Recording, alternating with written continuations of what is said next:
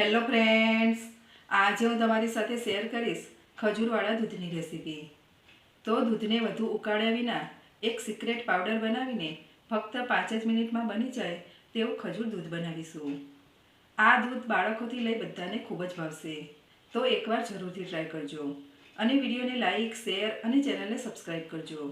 તો ચાલો ખજૂર દૂધ બનાવવાનું શરૂ કરીએ. સૌથી પહેલાં નવી ટ્રીક સાથે ખજૂરવાળું દૂધ બનાવવા અહીં મેં 6 થી 7 જેટલી ખજૂરની ઠળિયા કાઢીને લીધી છે. સાથે જ 3 નંગ જેટલા અંજીર લીધા છે અને અંજીરને આ રીતે ટુકડા કરીને એડ કરી દઈએ. હવે ખજૂર અને અંજીરમાં થોડુંક પાણી એડ કરી ખજૂર અંજીરને સારી રીતે ધોઈ લઈએ. ખજૂરને આ રીતે બરાબર ધોઈને દૂધમાં એડ કરવાથી દૂધ ફાટશે નહીં અને ખજૂર ઉપર જે પણ દૂધ કે કચરો ચોંટ્યા હોય તે નીકળી જશે અને ખજૂર અંજીરને લાંબા સમય સુધી સાચવવા જે કેમિકલ પ્રોસેસ કરી હોય તે આ રીતે ધોવાથી નીકળી જશે. તો અહીં મેં ખજૂર અંજીરને સારી રીતે ધોઈ તેમાંથી બધું જ પાણી કાઢી લીધું છે.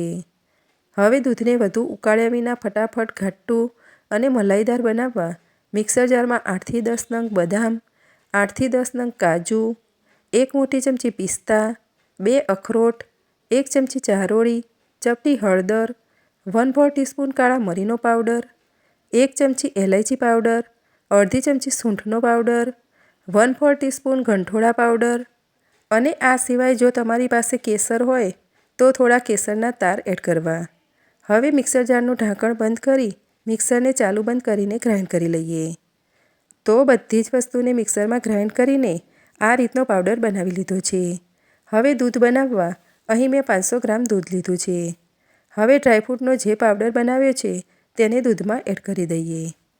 આ પાવડરને તમે એકવાર બનાવીને ફ્રીજમાં રાખી શકો છો અને જ્યારે પણ ખજૂરવાળું દૂધ બનાવવું હોય ત્યારે ફક્ત 5 થી 10 મિનિટમાં બનાવી શકો છો. હવે દૂધમાં એક ઉભરો આવવા દઈએ. તો થોડીવારમાં જ દૂધમાં ઉભરો આવી ગયો છે. આ રીતે દૂધમાં ઉભરો આવી જાય એટલે ગેસની ફ્લેમને મીડિયમ કરી દઈશું અને ધોઈને રાખેલા ખજૂર અંજીર દૂધમાં એડ કરી દઈશું અને દૂધમાં સારી રીતે મિક્સ કરી લઈશું. અહીં તમારે એ વાતનું ખાસ ધ્યાન રાખવાનું છે કે દૂધમાં આ રીતે ઉભરો આવી જાય પછી જ ખજૂર અંજીર એડ કરવાના છે. જો પહેલેથી જ ખજૂર ઠંડા દૂધમાં એડ કરશો તો દૂધ ઘણીવાર ફાટી જતું હોય છે. હવે 3 થી 4 મિનિટ દૂધને ઉકાળી લઈએ જેથી ખજૂર અંજીર દૂધમાં એકદમ સરસ સોફ્ટ થઈ જશે. તો 3 થી 4 મિનિટમાં જ દૂધ ઉકળીને એકદમ સરસ ઘટ થઈ ગયું છે અને દૂધમાં ઉમેરેલા ખજૂર અંજીર પણ એકદમ સરસ સોફ્ટ થઈ ગયા છે. અહીં આપણે દૂધમાં ખજૂર ઉમેરી છે એટલે ખાંડ કે સાકર એડ નથી કરી, પરંતુ જો તમારે ગળ્યું વધારે જોઈતું હોય તો 1 ચમચી જેટલી ખાંડ એડ કરી શકો છો. હવે ગેસને બંધ કરી દૂધને થોડુંક ઠંડુ થવા દઈશું. તો થોડીવારમાં જ દૂધ હલકું ઠંડુ થઈ ગયું છે અને ઉપર આ રીતે મલાઈ થઈ ગઈ છે. તો અહીં મેં ઇલેક્ટ્રિક બ્લેન્ડર લીધું છે. તેનાથી આ રીતે દૂધને ક્રશ કરી લઈશું જેથી દૂધમાં ઉમેરેલા ખજૂર અંજીર, ડ્રાયફ્રૂટ બધું જ એકદમ સારી રીતે ક્રશ થઈને મિક્સ થઈ જશે અને દૂધના ઉપર થયેલી મલાઈ પણ દૂધમાં ભળીને મિક્સ થઈ જશે. તો બ્લેન્ડરથી ક્રશ કરીને એકદમ પરફેક્ટ એવું દૂધ બનીને તૈયાર થઈ ગયું છે.